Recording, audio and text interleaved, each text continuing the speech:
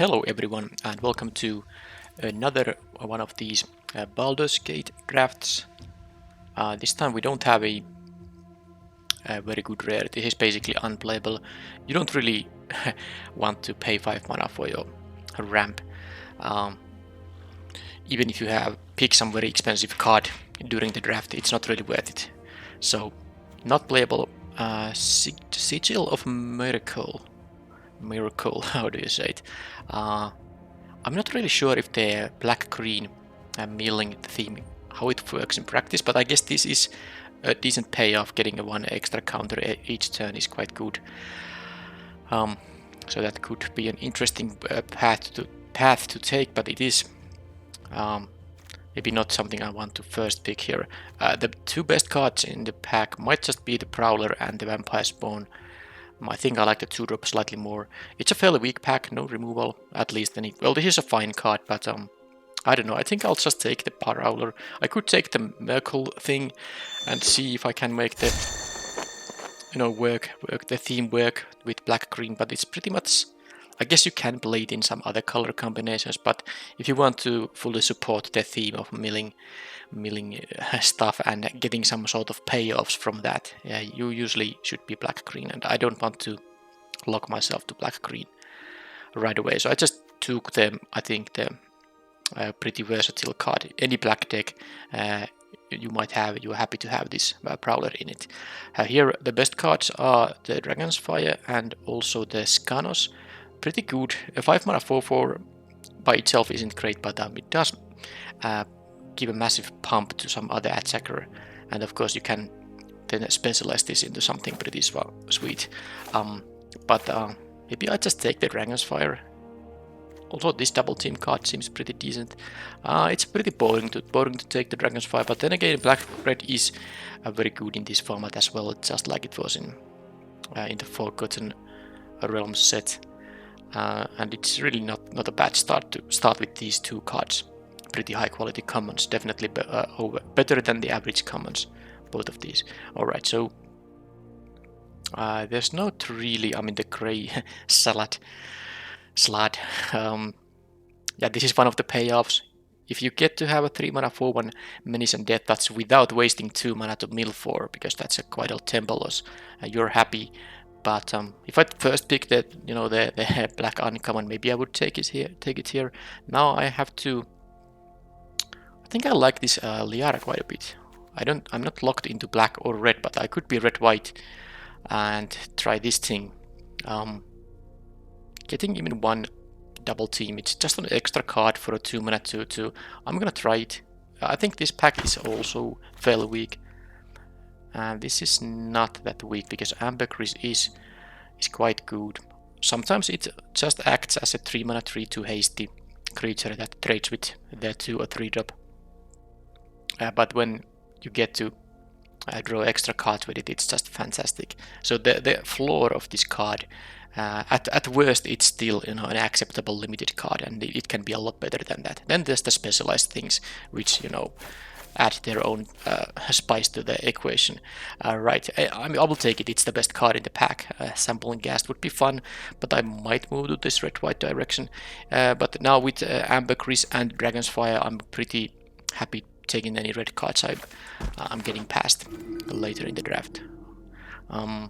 So, okay, there are a couple of red cards in here. The Fireball and the Warriors of Tiamat. Pretty, playable. I think I liked at this early stage in the draft. I would maybe take the double team creature first. But am I going to take a red card here or a black card? I think it would be the Sepulchre Goal.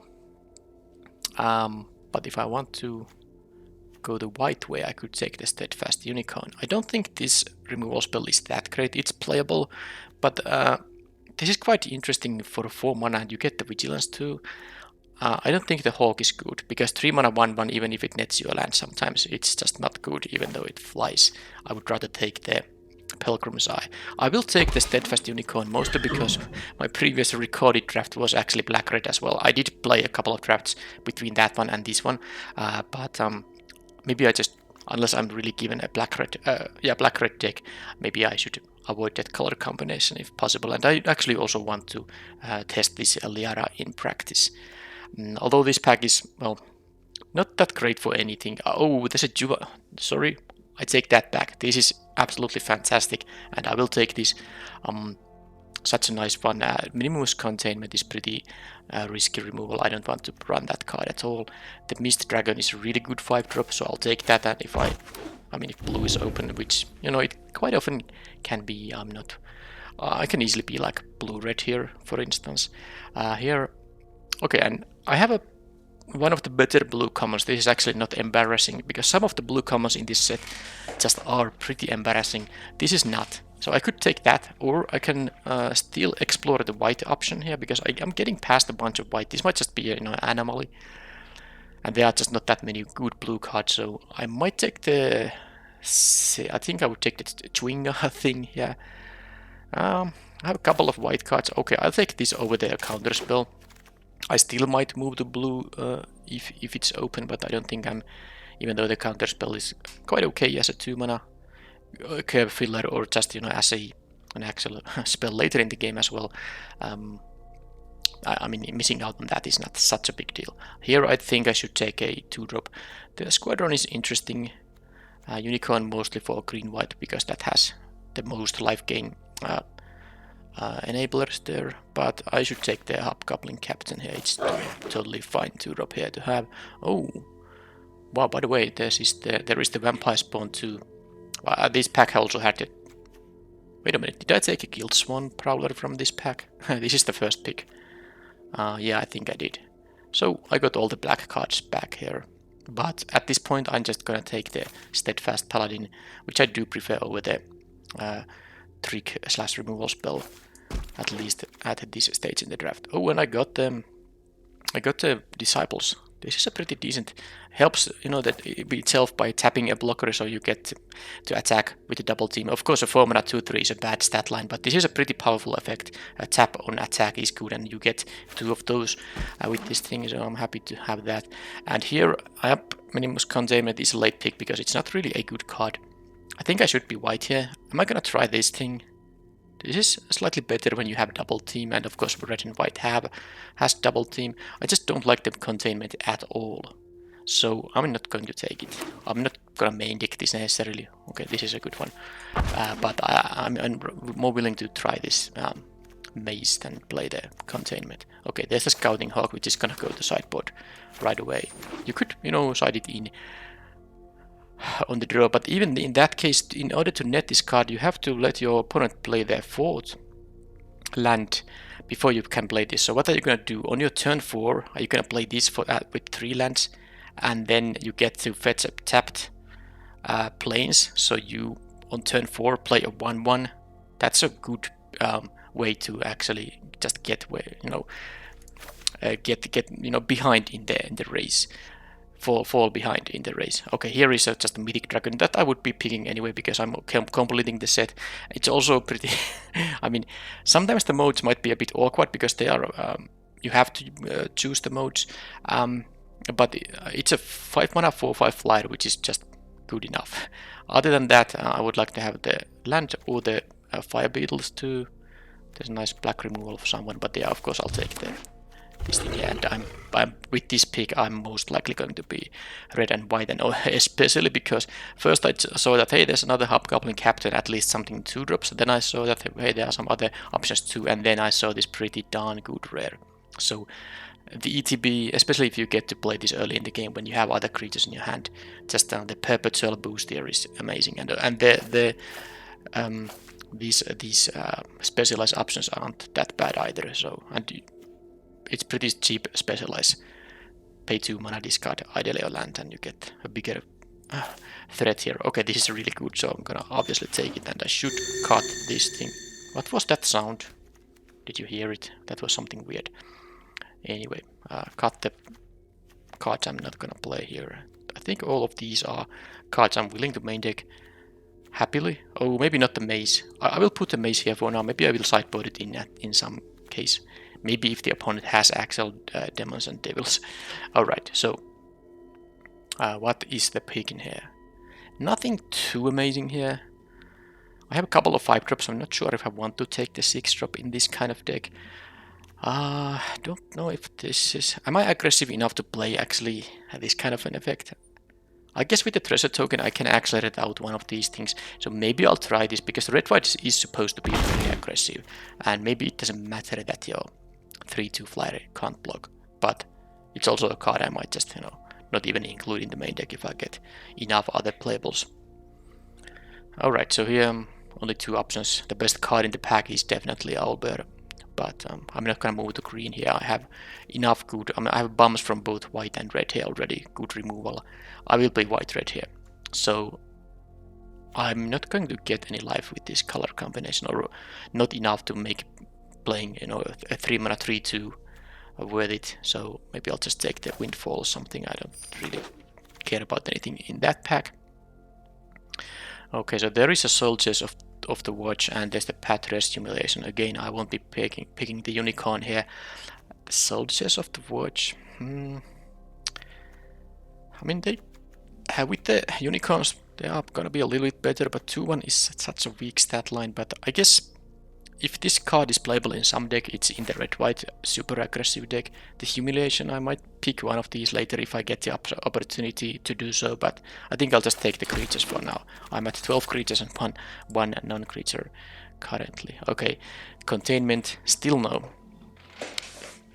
Why does it have to become a treasure token? Why can't it just be a 3-mana pacifism effect, which still isn't that amazing, but at least doesn't give mana acceleration and fixing for the opponent. So I'm taking the Rapier here. This is also usually not such a good card, but I guess in this archetype it will be good enough. Alright, so how about the Tollkeeper? The 2-mana 3-1 slows down the opponent a bit. Alright, so Devoted Paladin would be fine in this deck. There's another option for the Humiliation. It's gonna be between the Humiliation and the 2-drop. Maybe I'll just take the 2-drop and try to be super aggressive, never miss a 2-drop. And okay, I won't be playing 2 Dueling Rapiers. I won't be switching colors or anything, so I'll just take the uncommon to maximize my world progress. Okay, Fire Beetles, I'm happy to have it. This was the first pick, which had also the the dragon here. Sorry, demon. Yep. So let's take this. Pretty good one. Very decent card. Menace with double team is because with Menace it's easier to trigger the double team without just losing the attacker just like that. I take another swing over the 1-3 definitely. This has some value in destroying enchantments, but I think this is more better overall. Okay, don't care about the Unicorn. I might play one of these squadrons. And okay, fine, let's take this, but I won't be playing that. How many 3-drops I have? Not a lot. I have so many 2s here. So, but I'm not still that desperate that I want to play a 3-mana 3-2. There are better options available. Okay, Fraying Line, this is the kind of a mass removal effect, which seems very weird. This is only good if you have like maybe 1 or 2 creatures and the opponent has at least 3. Then you can get some value out of this, but even then the opponent can choose by paying 2 mana to save their best creature from this, so I don't really consider this. Maybe if you are very, at least not in this kind of deck that's trying to spam the board full of creatures, but if you're a really heavy control deck, this might make some sense to run and pick. But here I'll take the Priest of Ancient Lore over the Flaming Fist Officer. I think this is fine, but I take the card draw. This effect is still good for this mana, even though the creature doesn't fly. Look at this, another Clement. Wow, how lucky. Obviously I take it. And because when you flip this into, well, when you specialize this, of course the name changes, so you can actually have both of these on the battlefield despite them being legendary, as long as you specialize the other one. You can even specialize both of them. One of them is red-white and one of them is mono-white. That works just fine. That was a pretty nice find there. Okay, so I think the Pegasus Guardian is okay, but maybe not now when I have other options for this, expensive plays here. I think I should take the Improvised Weaponry here. I don't have that much removal. There is the Dragon's Fire. Is there much else? I'm gonna take this It's also, creating a treasure token, so helps me to ramp to those 5 and 6 mana plays I have available in the deck. And here, Flaming Fist Dust God. Also, the Hippogriff is here. Yeah, it's gonna be one of them. The Guardian Naga is maybe a little bit better in something like green-white that has easy time to get to 7 mana. Not gonna pick it here, even though you could have this as a sideboard option to naturalize something. But I take the Hippogriff because I have so many 2-drops that I don't really need more. But this is an interesting effect, this boon, especially if you have a lot of flyers, which I don't have. But if in like a blue-white deck that might have more flyers, getting the +1/+0 to something that flies is definitely quite nice. It can be nice on a ground creature or something like that, but definitely it matters. Or imagine something like with lifelink, if this is a 3/2. So my point is that it's really the boons that boost power are making a kind of an interesting decisions, because your next creature play does really matter after you have this boon waiting. Alright, I take another unicorn here. Not sure if I'm gonna run both of them. I might. Am I gonna take a third one? I mean, it's actually, because I think we have had these effects that a creature with a small creature with an activated ability pumps your entire team, but they are almost always 5 mana. This is 4 mana and also grants vigilance. So I'm gonna try it, how it works in practice. Yeah, that's about it. I could red draft this, but I like to try the Valiant Farewell as well. This draws your card, and you can get a nice boon if your creature actually dies. You can't get the boon if your creature doesn't die, but you will always draw a card. At least I think. Yeah, I think you do. And here, Rally Maneuver is a bit too expensive. It can be okay, but maybe I just should take the Devoted Paladin. Yeah, let's take it. How many red cards I have? I still have 10. It seems like I'm mostly white here. The pack 3 wasn't very open in terms of... the red wasn't open in this pack 3. Alright, so the Stalwart, I don't think I have anything that great to blink or flicker, but let's take it anyway. And I can now take the You Hear Something on Watch. It's a main deckable card. Another Valiant Fable. Do I want to have Enchantment Hate?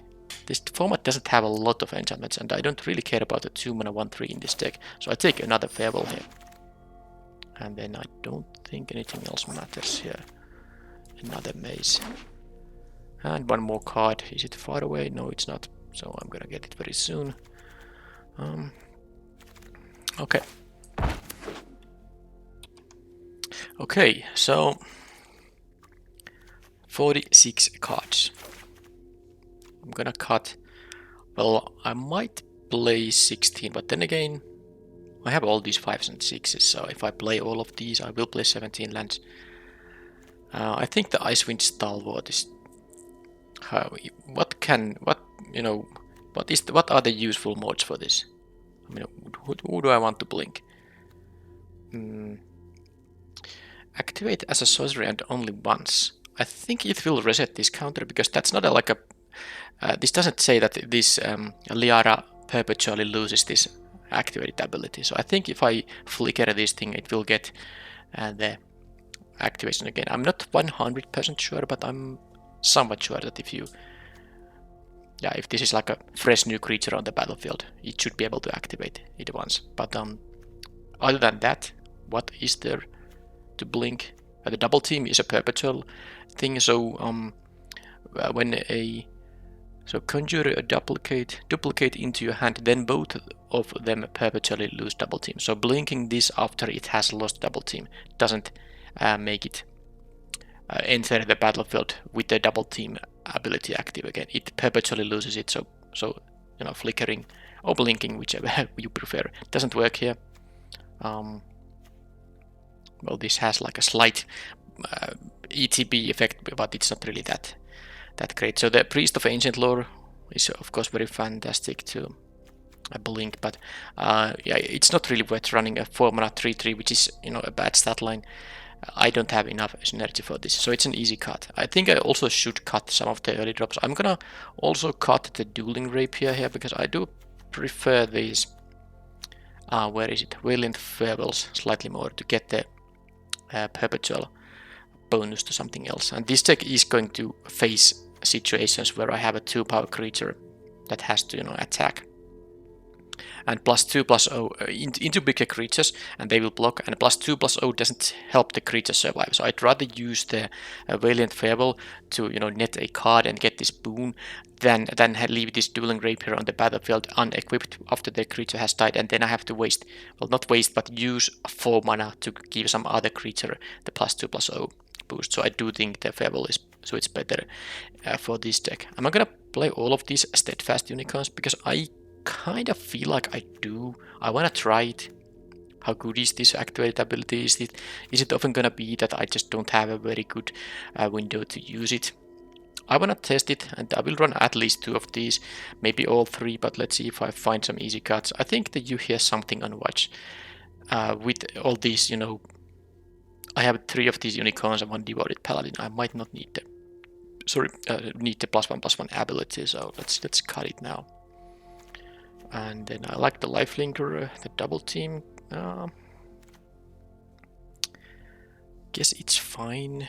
This also says that each creature you control gets +1/+1 at the beginning of each combat, so it also applies when the opponent has a turn and is about to attack me.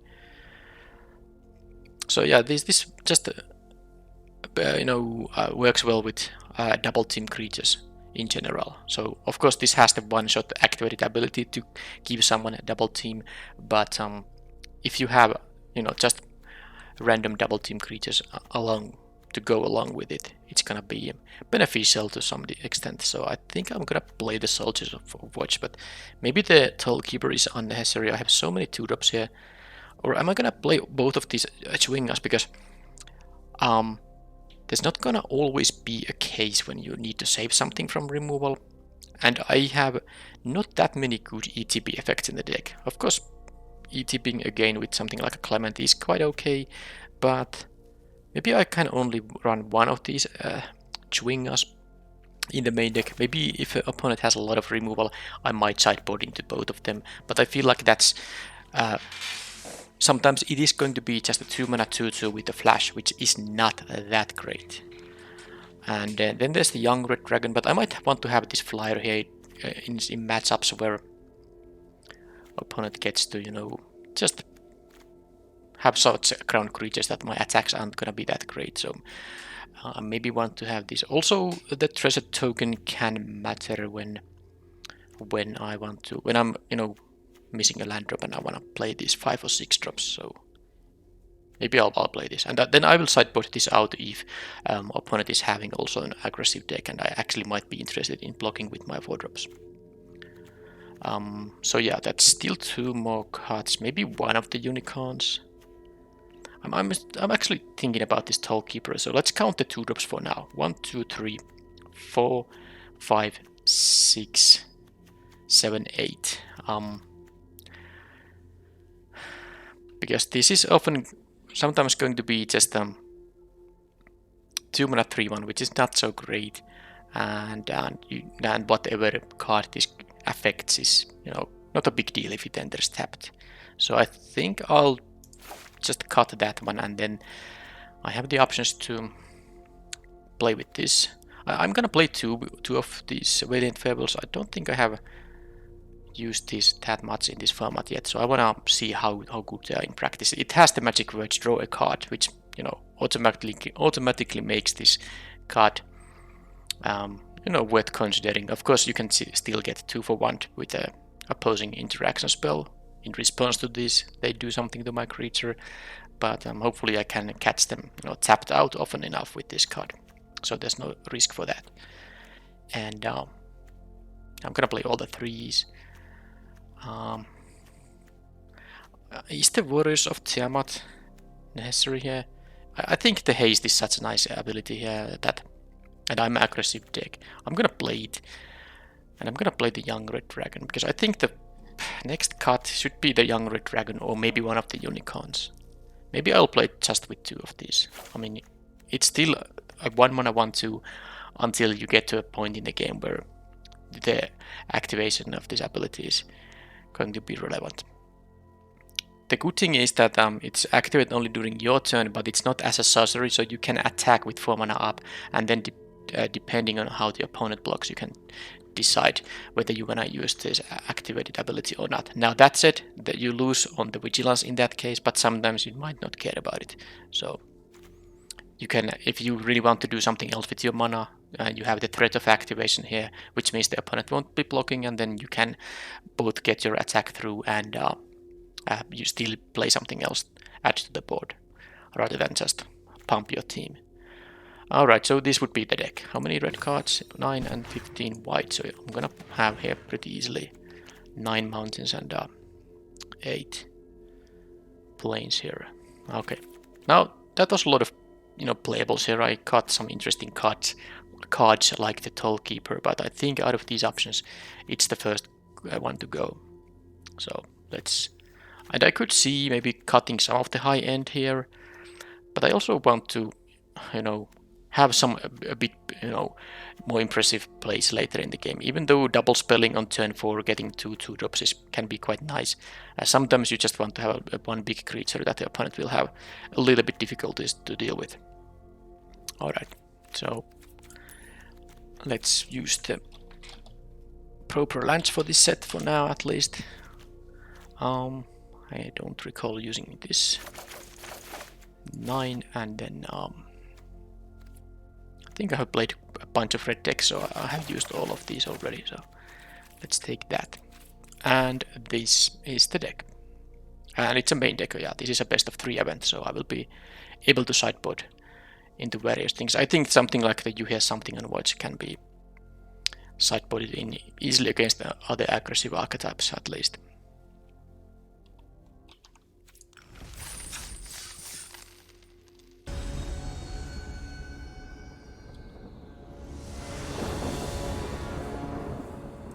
Okay, on the play, very nice. Okay, opponent mulligans. So I most likely will have a decent attack, especially because I have the Valiant Fable. So let's say the opponent has a 2 mana 1/3, then I can still attack into it without wasting the Dragon's Fire. I hope they don't have a Sampling Ghast here. Oh, there is 2 mana 1/3. Nice. Well, I'm going with the Fable, of course. I get the boon, I get the other card. I can't imagine them not blocking. In that case, I would just, of course, play the other Soldiers of Watch. So I get the card, and I will get the boon that my next creature will have +2/+0 because this will die. Oh, and even got 1 drop here. All that's happened. I should have actually realized that I should leave a plains open here. This is now actually a 1 mana 3/2, which is pretty fantastic. With the threat of activation, so I can make it into a 3 or 4/3. So they will have to have something with Death Touch or a 3 power. Or just a removal spell, of course. Okay, Rushard. Oh, it will exile this, but it has the creature has perpetually that, the boost. So it will still be 3/2 when it comes back. And of course, I have one of my few removal spells here, so this is pretty nice. I'm gonna, of course, kill it now that they are tapped out. Get my stuff back and play the Soldiers of Watch here. And then, well, with the demon in my hand, I just need 1 mountain to have a pretty impressive play around. So Baldur go. Okay, so they can sack this to return a thing from their graveyard. And then they can take my Chaos Baldur there. So, I think I'll just Warriors of Tiamat. I would play this, but they can get this thing back. So I want them to use it for something else than the Chaos Baldur. So I of course have this activation, but if this trades with a Sepulchre Go, it's a bit unfortunate. Because I do have the option to just attack with these with 4 mana open, and then they would have to double block the Steadfast Unicorn. No, let's just do this. If they trade with the unicorn, that's fine.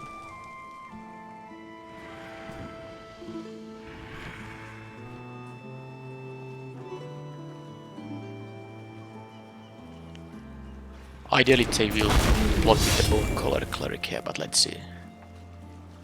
If they don't block with the cleric, they're gonna take some number of damage here. Oh, no, they can make this into a 4-4, but they have to sacrifice the cleric to do so, so I mean, it's the same as trading with the cleric, so it doesn't matter, I get another one of these hasty guys here.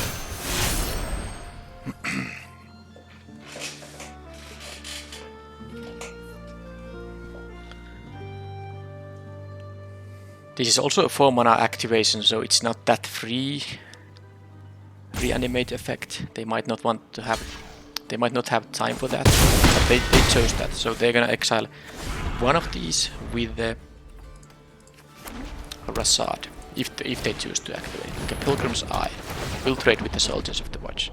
They don't have 4 mana up. This is only a sorcery speed activation anyway, so they would have to do it on their turn. So I'm gonna attack with the other Warriors of Tiamat. But they have one card I don't know about. So let's see if that's a spell they can play.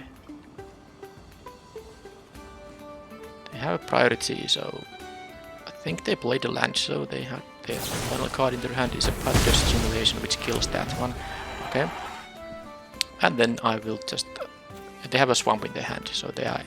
But then they have one refill from the gate, but of course it takes their turn. They have no plans in blocking with you know, no plans to block with that thing, so I'll just don't think... I have some Specialize in my deck too, actually a few cards with Specialize, so I shouldn't just play randomly my land, so let's do this and see what they decide with the problems. So they can trade with the Soldiers or jump the Tiamat thing. I don't think they're gonna jump here or anything. So they're gonna use the Cleric to... So this has, of course, other modes. When they can specialize this thing into a white one.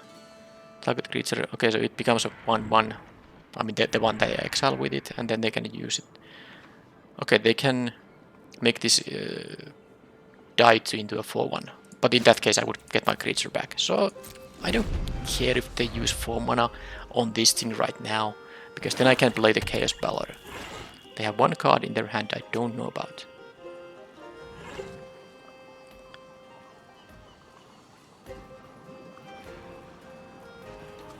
They should attack first, yep, because they should attack and then activate it.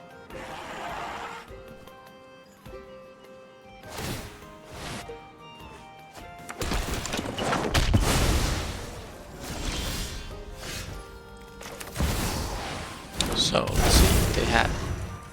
if they drew an answer to this in 2 draws. They have 2 cards I don't know about. And when this attacks, I can, you know, kill the Rasad. Or they can specialize. It costs 5 mana to specialize, and then it will be bigger, so I can't kill it with the, you know, the 2 damage to their creature's ability. Maybe I should have played the land, because I probably will use this ability to redraw. No, discard all the cards. No, I want to have a land in my hand, which I can replace them with a non-land. Oh, they had another gate here. So why... okay, no, they have 1 black mana open. So let's now read. I don't think you can read. Maybe you can read better here. So I have to choose 2 modes and target different players as an attack trigger and a death trigger. So I can... oh, but I can just deal 2 damage to them. What the heck? So 2 damage, not to them, but to their creatures. They have 1 black mana open. I mean, that's just what's gonna be happening here. Am I gonna play all my stuff in here?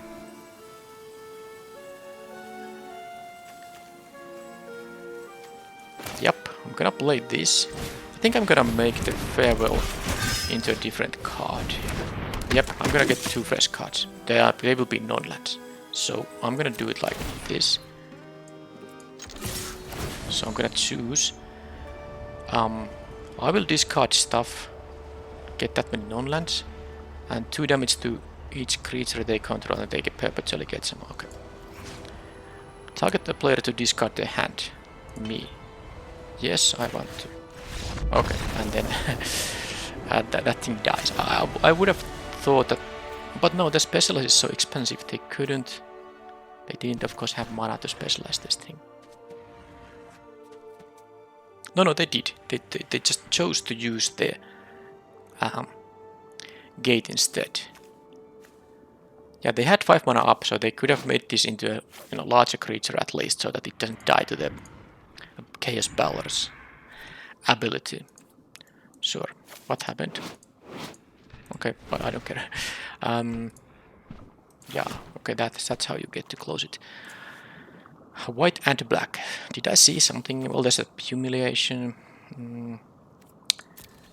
There's the Rasad, which I don't want, snatching my creatures because I have only 2 removal spells, basically. So maybe I should consider something like another Schwinger thing. Does that make sense? What would I be replacing it with? I guess when I saw the I saw the 1/3 for 2, I should maybe cut the Soldiers of Watch, and I will play another Schwinger here. So I think it's fine.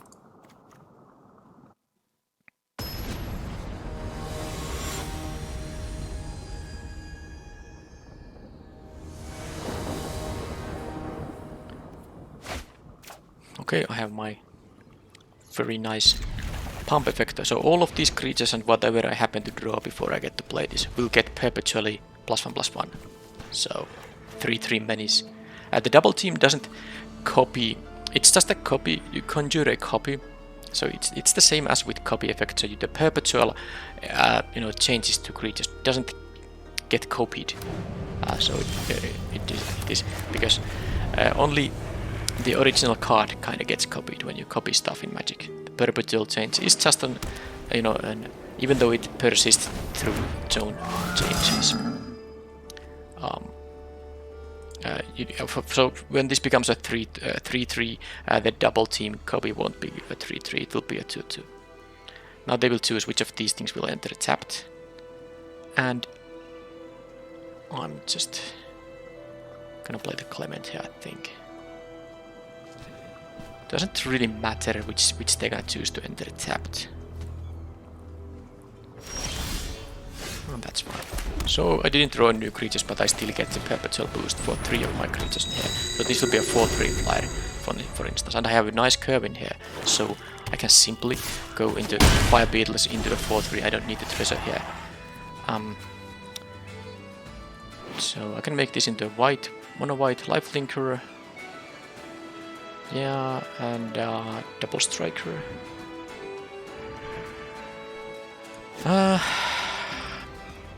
Kind of want to attack with it though. I don't want to use 2 mana to specialize. Now they could kill it with the You Hear Something to Watch, but they didn't have it, so all is fine.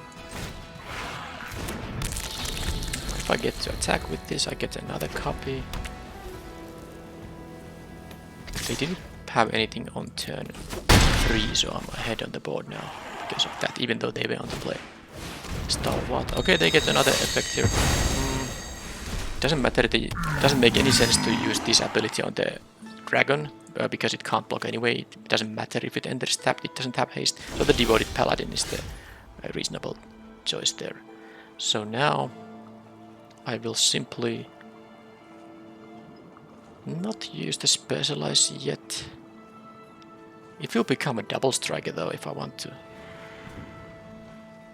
And with pretty good, the red effect is quite nice. When this is dealt damage, it deals that much damage to any target. So let's say I make this into a 2/3 double striker. They block with the Stalwart, I will trade with the Stalwart, and then this thing will die to the 3 damage this Stalwart is gonna deal here. So it's kind of valuable, but I think I'll still prefer just doing this.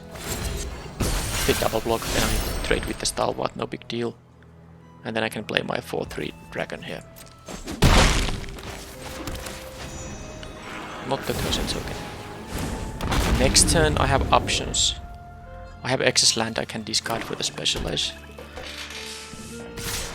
Okay, so not gonna block. I'll take here 6 by the way. That is not, nothing bad. I think I'm gonna make this into a life linker if I can, but let's hope they tap out here for something.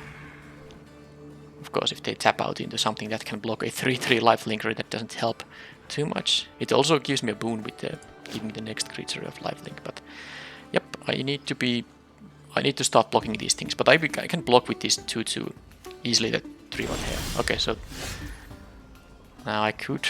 This gives a vigilance, doesn't it? Oh, that's really nice. This will enter tapped, so. Huh. What to do, what to do.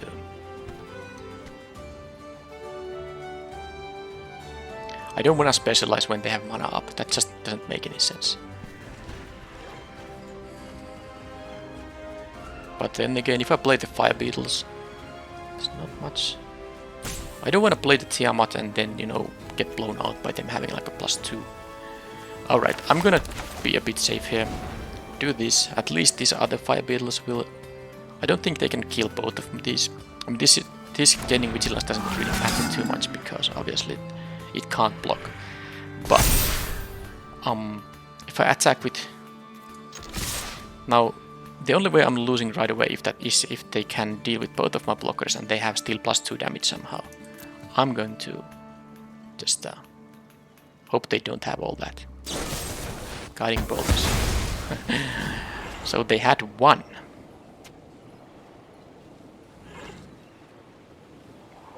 They are taking 8 now. If they have another removal spell here on the Clement or the Dragon, it's gonna be pretty nice for them.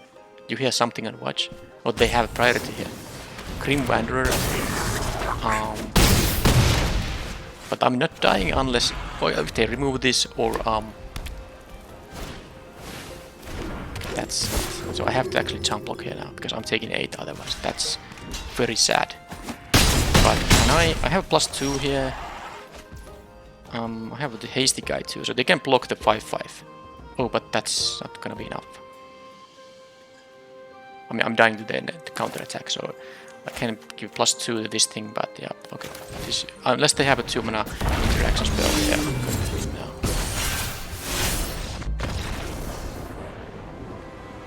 Okay, they almost got me. With a... That was a double spell with a Guiding Bolt into Tragic... the Grim Wanderer with the tragic backstory. So, good turn for them, but I'm glad I had the 2 life here still. Maybe I should have traded this thing earlier, but it's just a nice specialized effect. I just didn't have time for it. Yeah, they had too much instant speed stuff. That was the problem. And of course here it was super relevant that they had those enters tapped. Because my Devoted Paladin enter tapped, I couldn't, you know, use it to block these things. That was very relevant for the Tollkeeper in this match. Well, in this game at least.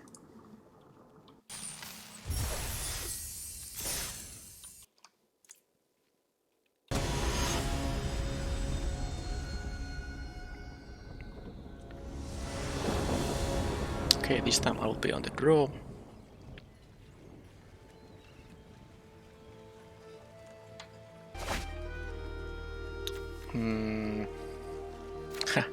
Opponent mulligans, maybe I'll keep it because I have this 5-drop and 4 lands, I have this 1-drop, I just, I mean, I know that most of my decks, non-lands are cheap spells, so, I mean, I know I can miss the 2-drop easily, but missing both plays on turn 2 and turn 3 is a little bit unlucky, because then that means in 3 draw steps I draw like, you know, lands or my expensive stuff. Well, two two of the first draws were lands indeed, so is my turn 3 play. I can play this, you know, as a 2/3. It's nice. The adventure part here is nice, but of course, if this is my only reasonable play available on turn 4, I will absolutely just play it as a 2/3. It's pretty nice because I can, you know, make this when this attacks another attacking creature. I have gains flying. So point is the Warriors of Tiamat gains flying. I drew 3 lands, which makes the keep obviously a lot worse. But what can I do? It's not like the opponent is pressuring me, but my deck is, you know, full of cheap creatures, so if I can't pressure them enough, they can just, you know, fill the board with some expensive stuff I can't do anything about. They are going to block with that thing. What's gonna happen? I don't care about my unicorn here. They didn't attack with it, which means they're gonna block with it. Sure.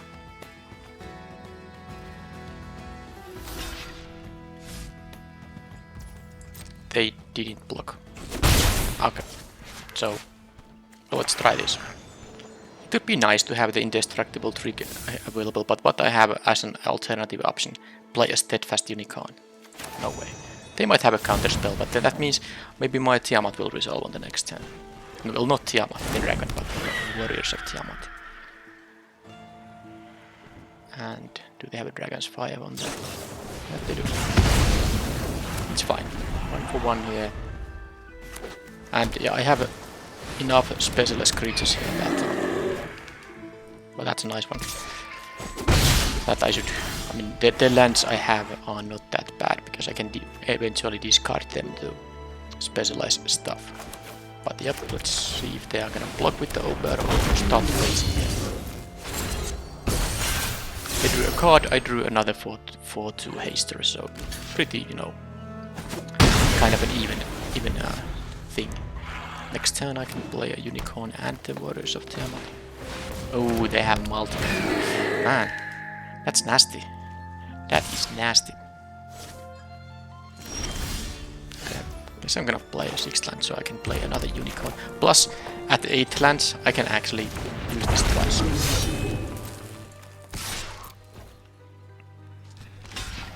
They choose to jump block. So they have other. Maybe they have the 7/6 here. You know, the thing that gains life. A double Ober means they have now 2 cards in their hand because both of them can't rip it. Yeah, I think I should continue playing land so I can, you know, threaten the double activation here. Well, I can rescue my thing with that, so no point attacking with the unicorns here. Let's see what they have. I mean, they have 5 cards in their hand at 6 mana with all the, you know, colors, so they are gonna have something here. That's gonna get 2 counters. Okay, really annoying. Because now that thing happened, I wasn't because I flooded out. I drew 3 lands. I wasn't able to, you know, I'm not able to pressure them enough here. Now they will have 2 big blockers here. I can't even. Normally, if they were at like, you know, 10 life, at least I could threaten to deal some damage. Okay, this game is over now. Because this is gonna end. This is gonna copy this dragon here. You know, it'll. They will have 2 7/6s there. And now they have a flying blocker. So let's just, as you can see, this I didn't really get to play how this deck is supposed to play. I gave them enough time to play the multiple 5 drops and 6 drops there, so not the way to go. I will need to have a more aggressive start. So what am I gonna do here? Demons and devils, right? By the way, this is a demon, so if I choose to deal damage to my creatures, if someone would be equipped by this thing, it would, well, first of all, it would have 2 extra toughness, so it wouldn't die, but it would be protected from the damage entirely. Alright, so how to do? So I'm gonna need my young red dragon, because if I had a flyer in this game, oh well, yeah, they still had the Mirum here. I don't think I can just beat this thing. Maybe it's a spot where a minimus containment would actually make sense. So maybe picking one of them for your sideboard is a good idea. And I had the opportunities to do so, but maybe a good lesson to learn. Right. I don't think.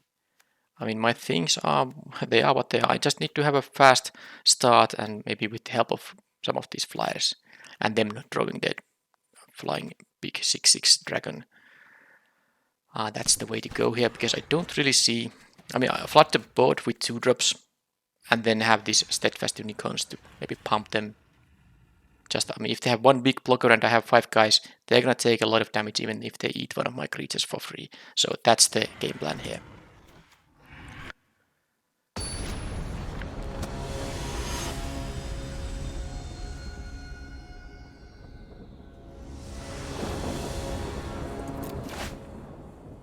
Okay, at least I can go 1 and 2 here. So yeah, I mean I might copy this unicorn on turn 3, but well, it's not necessarily gonna happen because it would be attack only as a 1/2. Depends on if they have a blocker or not. This by itself is just a 2/2.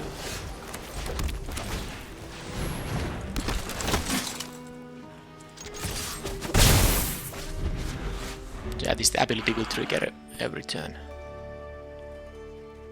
So, do they have a 2-drop? No, they don't. So, wow. Pretty unfortunate. I'm gonna do this just to, you know, get something done here with my mana. I don't think I need to keep the farewell up here at all.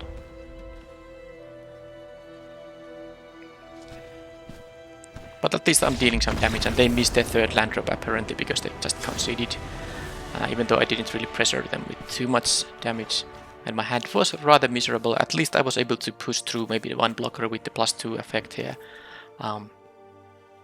But yeah, I mean, if they did miss their land drop and don't have any place here, I understand the concession there. So that was a lucky free win there. Can I repeat that?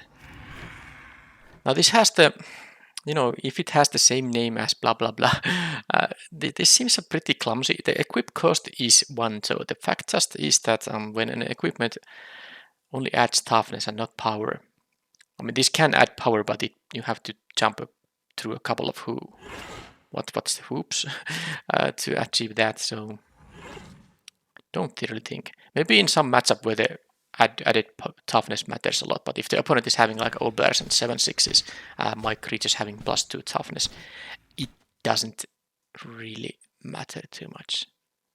So I'm gonna keep everything the same and hope I get to have an aggressive start. Maybe it would be fair for the opponent to be able to play their deck too, but at least let's not have a flood, land flood.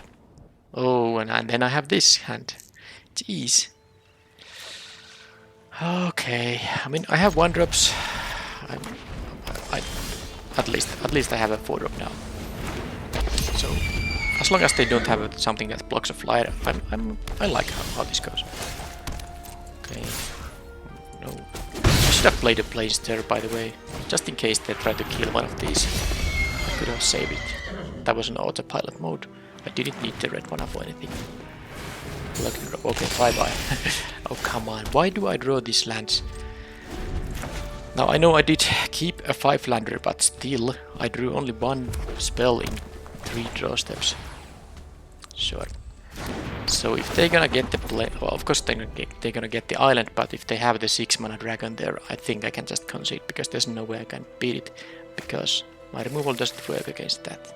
The few removal spells I have.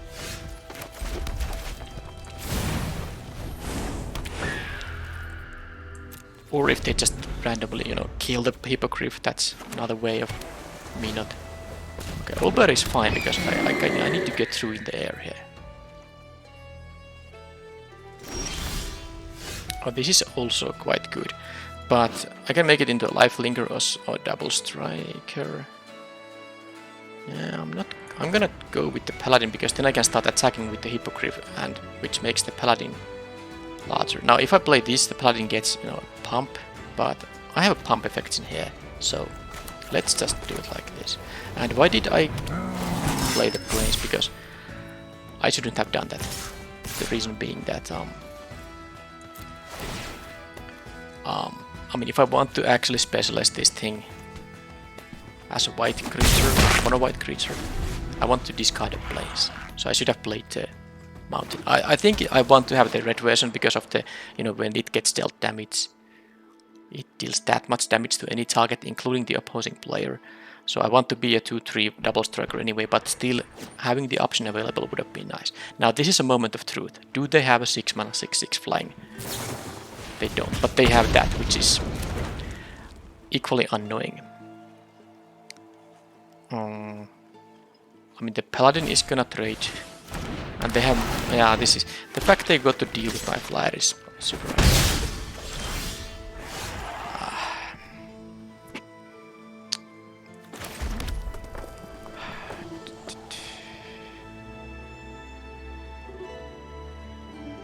There's not much I can do about it. The situation here. I'm gonna give it vigilance and then attack for 5. I mean, it's not gonna get any better than this. They have this one Myconid represents 3 charm blockers in the ground, and of course they can just trade here. And so if I kill the 4/5, I'm gonna kill. Oh, I can kill a 1/1 and a 4/4. Well, in that case, that's better. And then, yep. I mean, I flooded out again. Admittedly, I did keep a 5-lander, so I guess the amount of lands I have drawn here is, what, 3 in 6 draw steps, so pretty normal. And they have a 3/3 flyer here too, so even my flying plan wouldn't have been that great. Although with double unicorn, I can make my creatures quite big. So I can make this into a double strike, but 2/3, I just even... Oh, okay. I mean, opponent's deck is also quite good. And also, I just roll lands. I mean, the opponent is at 14. They are actually able to raise me. I mean, they're gonna raise so that I'm not gonna do this now. I need to draw something like the +2/+0 trick to make this double striker not die in combat. But the thing is that they can actually start attacking me. This is only possible to activate on your own turn. Well, they didn't attack it all, but there is the ambergris though. Specialize. What the red mode deals to each opponent. Okay, that's kind of irrelevant. Creatures, other creatures you control get +X for each number of cards you discarded. So I have.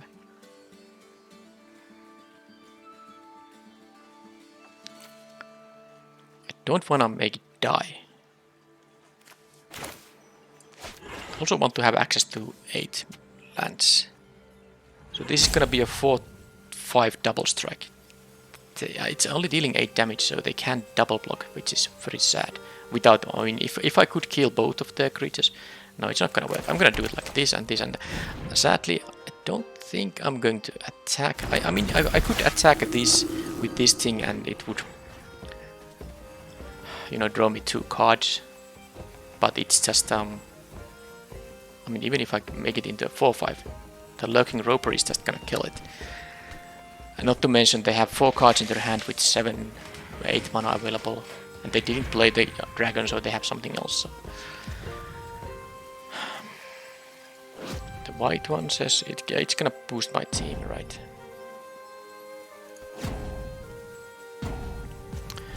I'm not going to attack now. So let's see what they have. Yeah, I mean, okay, they didn't even do anything. So whatever they have, they know they can wait. They are in no rush here.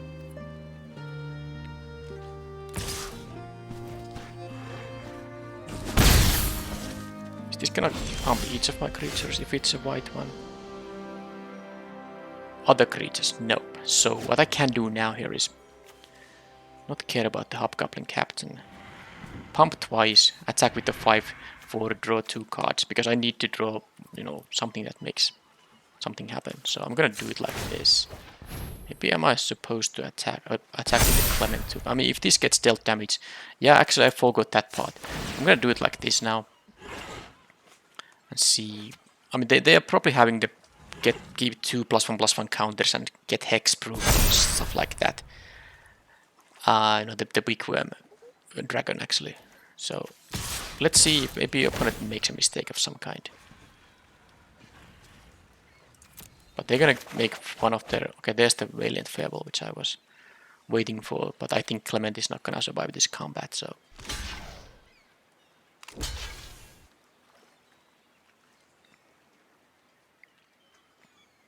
Okay. What is their lure? Okay, they can just do that. Sadly, it doesn't have trample. Imagine if it did. More cards for them. Oh man. And then more. Make this into a... Okay, they make a treasure token and then that happened. So... Well, I guess I might... I mean, I have still specialized creatures in the deck, but it's possible I draw yet another land and then I might want to have access to 10 mana to, you know, pump twice and then still have the farewell. Okay, I got rid of the 4/5, so now they're just not playing any spells. They have 5 cards in their hand. I guess they just have enough interaction at the instant speed. Okay, they do play something now. Is that the 6/6 hexproof? No, it requires a blue mana, so it's not that. It's an emerald dragon. Sure. Well, if they didn't have the mechanic here, because that is still 2 jump blockers, I don't think I can have trample. Okay, that is fine, but...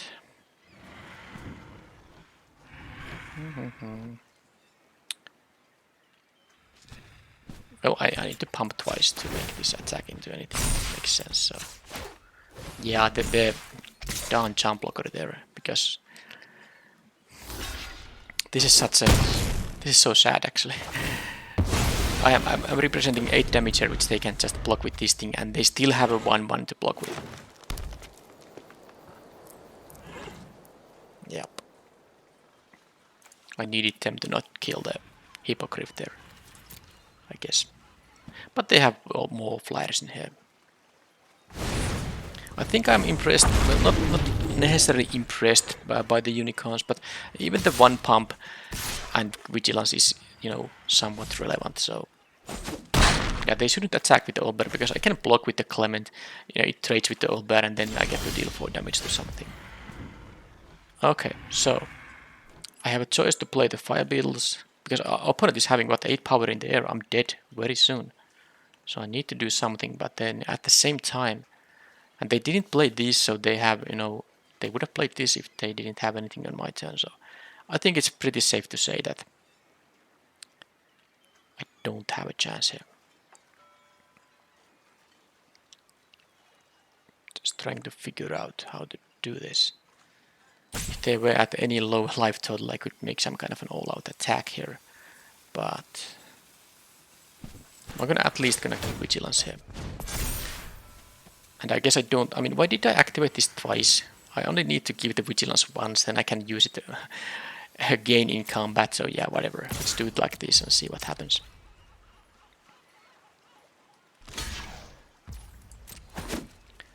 Like that, and then play the fire beetles. And I guess the sound went... Did the sound go away, or...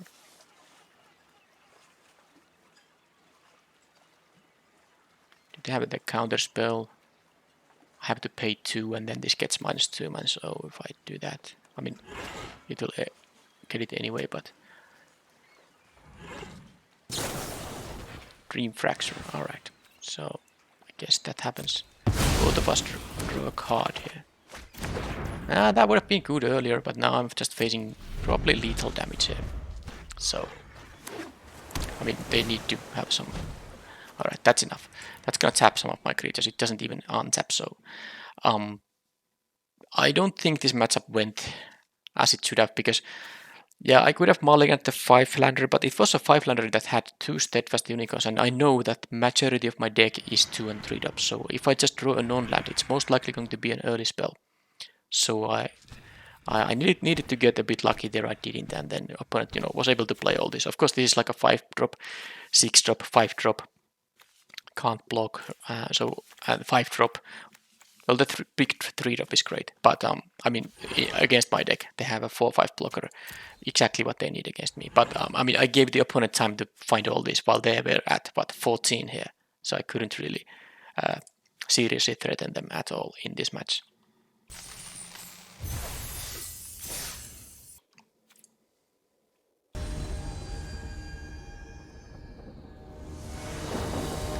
Okay, no 5-landers, please. Okay, this is nice. I also have this, which I forgot is in the deck, that could have saved me in the previous game too. Oh, I get now a 3/3 lifelinker, a 5/6 flyer.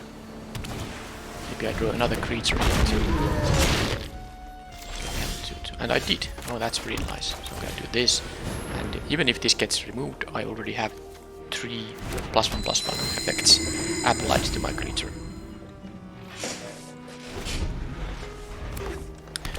Okay, 3 colors, all of these drawn naturally and they have the fixer, so now I might be okay, up against a similar kind of deck. Not going to attack, not going to specialize, I'm just going to play the Beatles. And maybe next turn I can have a Dragon's Fire and a Steadfast Paladin. Making this into double striker could be interesting, but I don't want to discard anything yet. Oh, that is such an annoying card. So now when they jump block with their 1/1s, oh jeez. I mean, the damage will stay on there forever. Well, hopefully my Chaos Baldur will get the job done, because I might need exactly that. So I guess when this specializes, it will still, you know, it's the same. Yeah, it is going to be the same permanent, so the damage will stay on it. So at least next turn I'm gonna play my Chaos Baldur. This turn I can use. Oh, I'm gonna just I don't really want to use the Dragon's Fire on this thing, but on the other hand I could do that.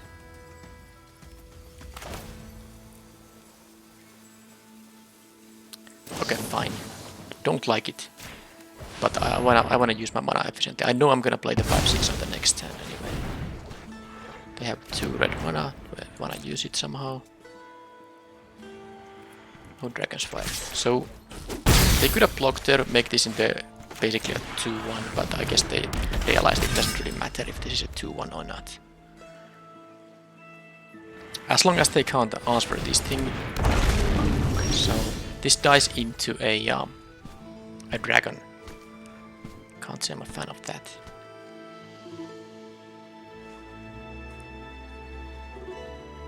They can play a 4 mana or I guess this is a 5/6. So let's, I mean, let them have their dragon. It's not like I can do anything about it. It's a seek. No, it's a search. So I will get to see it. Seek a dragon wouldn't have shown it to me. They have another. Oh, they can chain them into each other. So please don't answer the 5/6. There are not that many ways to answer it with this mana, much mana available. That is something I can kill with the improvised weaponry. That is important. Oh, I haven't seen that card. And so, oh, I was.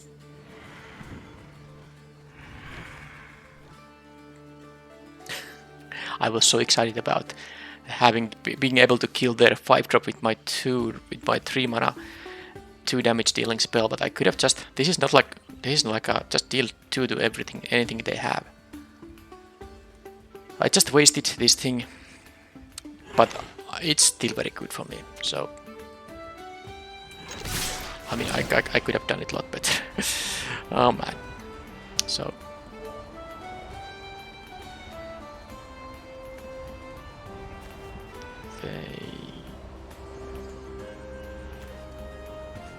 I don't want to discard my hand, so I get 2 reset tokens, and I kill their.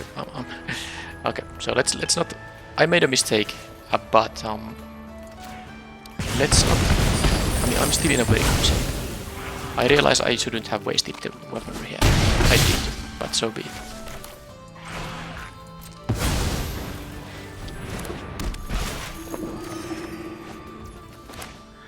I'm going to play this one just to fill the board. So in the ideal world, I would have this in my hand. Let's hope they don't. I mean, they have to have something very specific answer on this thing. That's not it. So I can specialize this into the double striker now.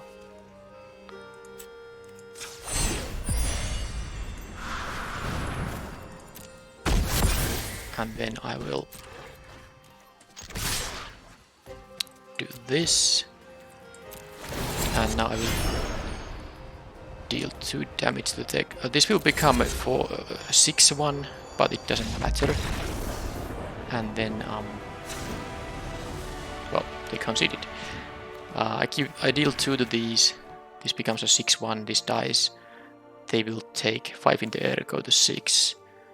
And they would have to actually jump block the Clement here, because otherwise, if they just block one of these guys, they will lose. Yep, alright. Well, another one of these Timur Dragon decks. I need to be able to deal with this, and I have only 2 removal spells plus the Chaos Baldur here. This doesn't work against anything that's not attacking, so don't really know. I don't have ways to deal with it. I guess I need to just, you know, be fast. And definitely save these removal spells if I just can. So let's go with the same deck. I don't think it makes much sense to change anything here. I want to have my 2 drops to have a fast start, and then of course, well, just have a couple of tricks there, and well, we'll see. I'm happy with this hand if I now, this time if I'm just able to draw a land here, and I am, okay. So I can play the priest, and then this will be, I will have 2 draw step for this thing.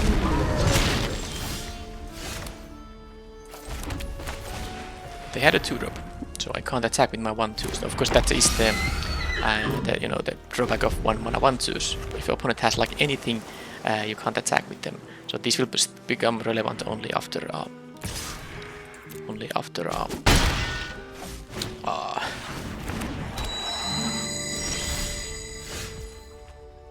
you know, I have the 4 mana activation up. Right, so well, I guess I'll just do this and I can block the Barbarian here. But they didn't play the Valor Singer in pre-combat because I of course had a double block there available, but they had mana up, so I didn't want them to kill one of these and eat the other one for free. But if they played this pre-combat, this is a 3-2, they tapped out, I would double block and all that. Right, so I can take 3 here. And then next, I think I'll just, well, let's see what they do. That can't block. That I can also kill, because I think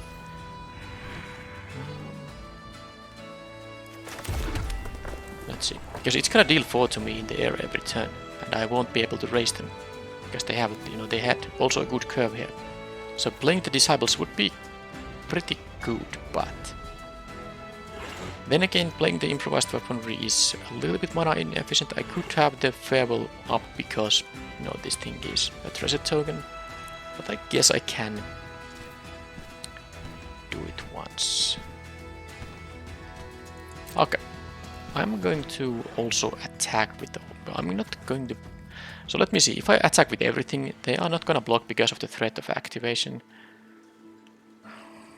If they block the Priest of Ancient Lord, then I don't activate anything, but they are not gonna block the Steadfast Unicorn, are they?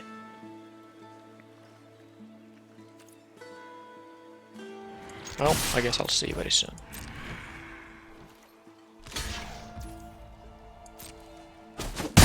That's that. So I can still kill the dragon if I want to.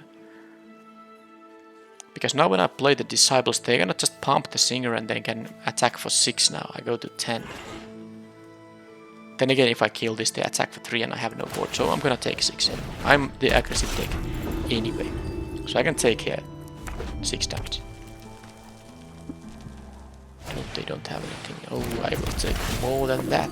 Well, I guess, well, are they gonna discard these 2 to draw 2? No. So they have some relevant stuff in there. Okay, so how does this work now? This has a specialized 3. They didn't specialize it. They could have done that actually. So I guess they want to save their cards. Okay, I'm gonna do this. I guess I'm happy that that happened at least. Alright, so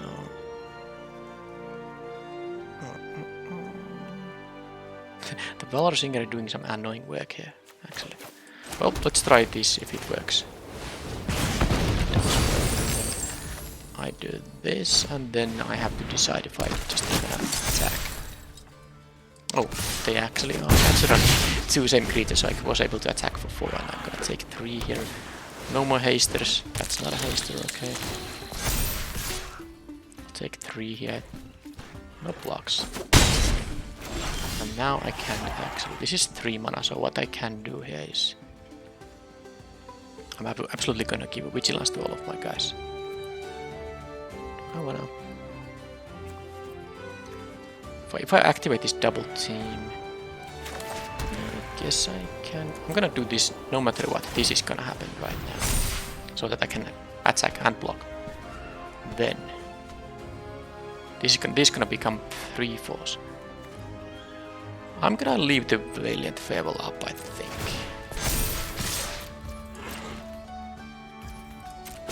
They go down to 5. So let's see. They have only 2 cards in their hand. So what is that gonna be? Bulldozer. Okay, but that's only 1 mana left they have there. Okay, they have no hand. So now they have to. They can't make any attacks here. They can't even recast, play the thing they can get from the double team here. So I should be winning now, right? At least if I'm not winning, they have to block with so many guys that it's not great for them.